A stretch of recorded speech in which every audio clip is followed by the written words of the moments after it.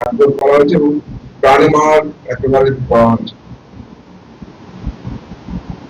দেখুন, খুব স্পষ্ট বার্তা সরকারের, খুব স্পষ্ট বার্তা মুখ্যমন্ত্রী, তথ্যহীন বার্তা রাজ্য সভাপতির, সমস্ত রকম তোলাবাজির বিরুদ্ধে আমাদের জিরো টলারেন্স পলিসি। কালকে এই ঘটনা বেশ রাত করে ঘটেছে। আমি অনেক রাতে খবর পাই যে এই ধরনের একটা ঘটনা আমাদের ওখানে কুমোরপাড়া মোড়ের কাছে, কুমোরপাড়া বাজারের কাছে একটি জায়গায় ঘটেছে। একজন রিয়েল এস্টেট ডেভেলপারকে কিছু দুষ্কৃতী এসে নৃশংসভাবে মারধর করেছে, শুধু নয়, তার প্রায় জীবনহানির আশঙ্কা দেখা গেছে। অনেক রাতে এটা তথ্য আমার কাছে পৌঁছায়, আমি পরদিনই সকালবেলা আপনাদের দেখাচ্ছি।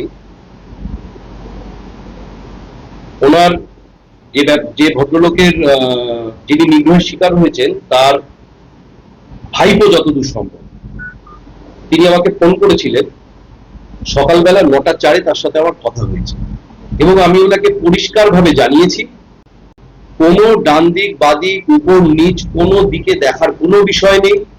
যে ঘটনা ঘটেছে সম্পূর্ণভাবে অনভিপ্রেত, নিন্দনীয় এবং আইনত দণ্ডনীয় বলেই আমরা মনে করি। ওনাকে আমি খুব পরিষ্কার ভাবে বলেছি আপনি সোজা দমদম থানায় যাবেন।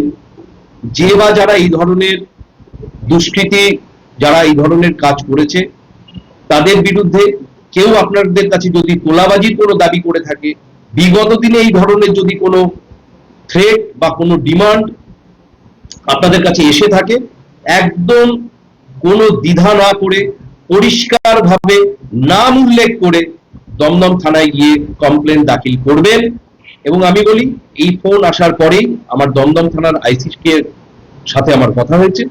আমি ওনাকে খুব পরিষ্কার ভাবে জানিয়েছি যে প্রশাসনের নিরপেক্ষভাবে যা যা করণীয় সমস্ত কিছু যেন দমদম থানার আইসি যিনি রয়েছেন তিনি যেন সেই আইনগত পদ্ধতি অবিলম্বে ফলো করেন।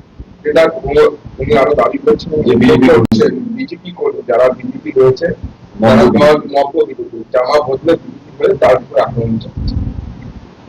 নতুন বিজেপি, পুরনো বিজেপি, 4টের পরের বিজেপি, 12টার আগের বিজেপি, এগুলো আমাদের কাছে দেখার কোনো বিষয় নয়। আইনটা সবার জন্য সমান। মুখ্যমন্ত্রী পরিষ্কার বলেছেন শাসকের আইন চলবে না। তো শাসক এখন ভারতীয় জনতা পার্টি, তারও নতুন ধরনের কোনো আইন চলবে না, তো চলবে আইনের শাসন। আইনের চোখে বিজেপি, তৃণমূল, সিপিএম, 12টার পরের বিজেপি, 4টের আগের বিজেপি, এগুলোর কোনো ভ্যালু নেই। যে অন্যায় করেছে, যদি কেউ তোলাবাজির দাবি করে থাকে, যদি কেউ তোলা টাকা না পেয়ে এই ধরনের আক্রমণ করার কথা ভেবেও থাকে, তাদের প্রত্যেকের বিরুদ্ধে আইনগতভাবে আমি প্রশাসনকে বলবো দৃষ্টান্তমূলক অবস্থান নিতে। কারণ আমরা কয়েকদিন আগে দেখেছি, আমি আইসিকেও জানিয়েছি যে মাসখানেক আগে ঘোড়াবাজারের বুকে ঠিক এই একই রকমের ঘটনা ঘটেছিল। ঠিক এই একই রকম ভাবে আচমকা একজন ব্যবসায়ীকে কিছু বাইকে করে দুষ্কৃতী এসে এইভাবে শারীরিকভাবে নিগ্রহ করে পালিয়ে গেছিল। এটা তো বারে বারে চলতে দেওয়া যাবে না। কে বা কারা পিছনে রয়েছে সেটা পুলিশ দেখবে, আমাদের দেখার বিষয় নয়। আইন যদি কেউ ভাঙে, প্রশাসন তার বিরুদ্ধে কঠোরতম ব্যবস্থা নিক, আমরা প্রশাসনকে এই নির্দেশই দিব। কোনো আশ্বাস দেবেন ভোটারকে যে ভবিষ্যতে এই ধরনের ঘটনা ঘটবে না? ওনার ভাইপো জিতেন্দ্র নাম, তিনি আমার সাথে কথা বলেছেন। আমি ওনাকে পরিষ্কার ভাবে বলেছি যেটা হয়েছে সেটা ঠিক হয়নি, অপরাধ এটা। পুলিশের ইনভেস্টিগেশন প্রপারলি করবে এবং আদালত, আমি আশাবাদী বিচার ব্যবস্থায় এর সুবিচার হবে।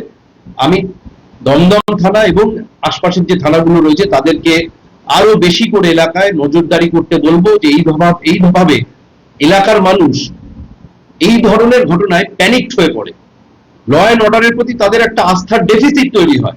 এটাকে ইমিডিয়েট বেসিসে টেক কেয়ার করার জন্য আমি প্রশাসনকে অনুরোধ এবং নির্দেশ দুটোই জানাই। তৃণমূলের তরফ থেকে বলা হচ্ছে যে আপনি নাকি সেফগার্ড করছেন যারা এই ধরনের ঘটনা ঘটাচ্ছে। আমি আপনাকে পরিষ্কার কল রেকর্ড খুলে দেখালাম যে তার বাড়ির লোক আমার সাথে যখন কথা বলেছে আমি তাদেরকে কি বলেছি সেটাও দর্থহীন ভাষায় বলেছি, এবং আমি যে আইসিকে নির্দেশ দিয়েছি সেটাও দর্থহীন ভাষায় বলছি।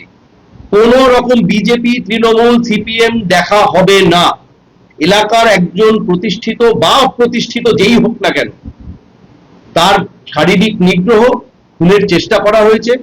আমি কথা দিচ্ছি প্রশাসন 100% নিরপেক্ষভাবে আইনানুগ ব্যবস্থা নেবে। যদি না নেয়, যদি কোনোভাবে দেখা যায় কোনো চেষ্টায় খামতি থেকে যাচ্ছে, আমি নিজে কমিশনারের সাথে এবং মুখ্যমন্ত্রীর সাথে কথা বলবো।